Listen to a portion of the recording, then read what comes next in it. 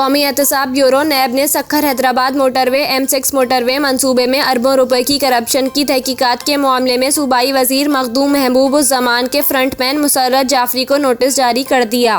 नैब हुक्काम के मुताबिक केस में मखदूम जमील उस जमान का कोऑर्डिनेटर असलम पीरजादा पहले ही गिरफ्तार है। मुसर्रत जाफरी पर गिरफ्तार डिप्टी कमिश्नर अदनान रशीद से पैसे लेकर दुबई भेजने का इल्ज़ाम है। नैब ज़राए का कहना है कि मुसर्रत जाफरी पर दुबई में करप्शन के पैसों से जायदाद खरीदने का भी इल्ज़ाम है। मुसर्रत जाफरी गिरफ्तार डिप्टी कमिश्नर अदनान रशीद और असलम पीरजादा से मुसलसल राब्ते में था।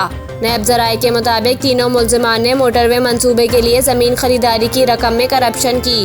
नैब ने सबूत मिलने के बाद तफ्तीश के लिए मुसर्रत जाफरी को तलब किया है। दूसरी जानिब Sindh high court Sukkur bench ने सक्खर हैदराबाद मोटरवे पर काम शुरू करने का हुक्म दे दिया। अदालती हुक्म पर नेशनल हाईवे अथॉरिटी NHA हुक्काम ने अदालत को यकीन दहानी कराई कि 30 जून से सक्खर हैदराबाद मोटरवे का काम शुरू हो जाएगा। NHA हुक्काम ने अदालत को बताया कि सक्खर हैदराबाद मोटरवे की तामीर के लिए मतलूबा रकम मौसूल हो चुकी है। नौशहर फरोज के अलावा दीगर मुकामात पर 30 जून से मोटरवे का काम शुरू कर दिया जाएगा। अदालत ने केस की समाअत 11 जून तक मुलतवी कर दी।